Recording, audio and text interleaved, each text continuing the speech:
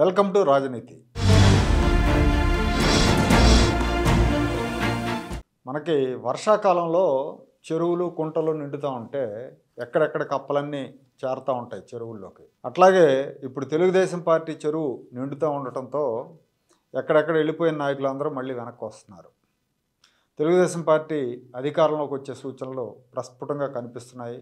అందుకే ఒకప్పుడు తెలుగుదేశాన్ని, ఆ పార్టీ అధినేత చంద్రబాబును తీవ్రంగా వ్యక్తిగతంగా తిట్టిన వాళ్ళంతా మళ్ళీ మెల్లమెల్లగా టీడీపీలో చేరే ప్రయత్నాలు చేస్తున్నారు.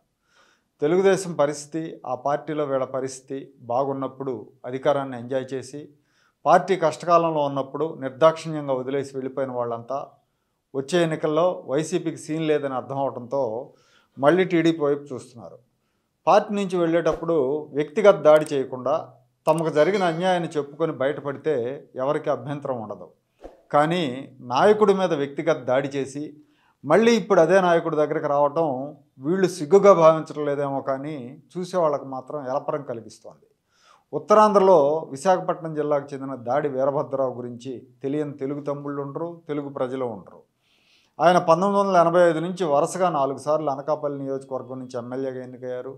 ఎన్టీ రామారావు గారి మంత్రివర్గంలో, చంద్రబాబు నాయుడు గారి మంత్రివర్గంలో మంత్రిగా పనిచేశారు. 2004లో అసెంబ్లీకి ఓడిపోయాక కూడా ప్రతిపక్షంలో ఉండి చంద్రబాబు ఆయనకు మంచి ప్రయారిటీ ఇచ్చారు. ఆయన మళ్ళీ ఎమ్మెల్సీని చేశారు. అయితే రెండోసారి ఎమ్మెల్సీ పదవి ఇవ్వలేదని ఆయన అలిగాడు. ఆయన కుమారుడు రత్నాకర్ను విశాఖ జిల్లా పార్టీ అధ్యక్షుని చేసి వచ్చే ఎన్నికల్లో న్యాయం చేస్తామని చెప్పినా కూడా ఈయన వినలా. హుటాహుటిని చర్లపల్లి జైలుకి వెళ్ళిపోయాడు. జైలుకి ఎందుకు వెళ్ళాడంటే అప్పుడు జైల్లో జగన్మోహన్ రెడ్డి ఉన్నాడు. 16 నెలలు జైలు శిక్ష అనుభవించాడు కదా ఆయన. సో అప్పుడు జైల్లో ఉన్న జగన్ దగ్గరికి వెళ్ళి జగన్మోహన్ రెడ్డిని కలిశాడు. టీడీపీకి రాజీనామా చేసి వైసీపీలో చేరాడు. ఆ సందర్భంలో ఆయన ఏమన్నాడంటే జగన్ గురించి అసలు ఇప్పటిదాకా తాను విన్నది వేరు, కలిసి మాట్లాడిన తర్వాత జగన్ గురించి తెలుసుకున్నది వేరు అని జగన్కు కితాబులు ఇచ్చారు. ఈ రాష్ట్రం కోసం ఏదో ఒక గొప్ప కార్యక్రమం చేయాలనే తపన జగన్మోహన్ రెడ్డిలో ఆయనకు కనిపించిందట. ఆ తర్వాత జగన్ పొగడటంతో ఆగలాయిన చంద్రబాబు నాయుడిని ఇష్టం వచ్చినట్టు తిట్టాడు, వ్యక్తిగతంగా దూషించాడు, తీవ్రమైన విమర్శలు చేశారు. పార్టీ వదిలేసి వెళ్ళిపోయాడు. 2014 ఎన్నికల్లో జగన్మోహన్ రెడ్డి ఈయన కోరుకున్న అనకాపల్లి టికెట్ ఈయనకి ఇవ్వలేదు. దీంతో మళ్ళీ అలిగాడు, జగన్ మీద విమర్శలు గుప్పించాడు. 2019 ఎన్నికలకు ముందు కూడా టికెట్ ఆశించారు, టికెట్ ఇవ్వలేదు జగన్మోహన్ రెడ్డి. ఇప్పుడు ఇన్నాళ్ళు సైలెంట్గా ఉండి ఇప్పుడు వైసీపీకి రాజీనామా చేశారు. చంద్రబాబు నాయుడు గారిని కలవడానికి అపాయింట్మెంట్ అడిగారు. ఇవాళ చంద్రబాబు గారి సమక్షంలో పార్టీలో చేరారు. ఇది దాడి వీరభద్రరావు మాస్టర్ గారి కథ. ఈయన మాస్టర్ అని అంటారులేండి. ఇంతకంటే ఘోరంగా చంద్రబాబు నాయుడిని తిట్టి పార్టీ నుంచి వెళ్ళిపోయిన నాయకుడు ఇంకొక ఆయన ఉన్నాడు. ఆయన కడప జిల్లాకు చెందిన సి రామచంద్రయ్య, చెన్నంశెట్టి రామచంద్రయ్య ఏదో ఉంది ఇంటి పేరు.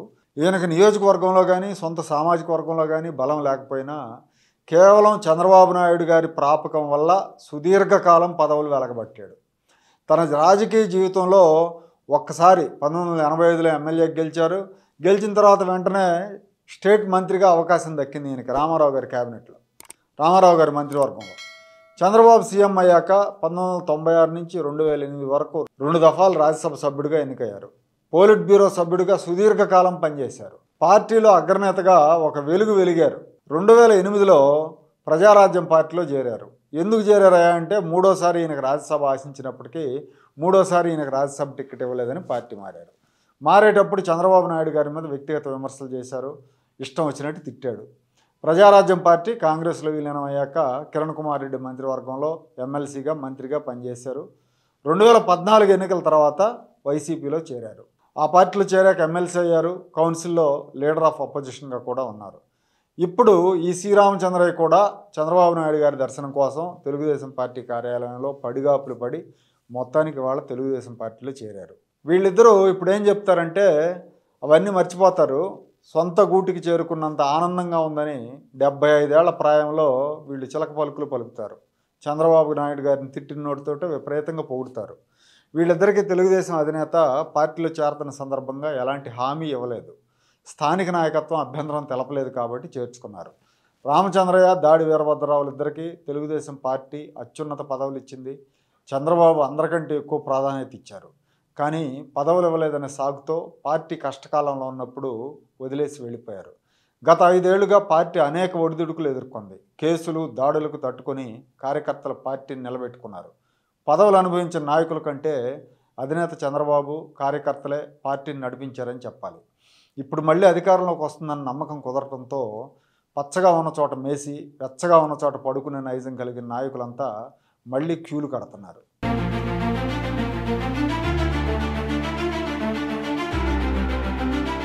Like, share and subscribe to Rajaniti channel.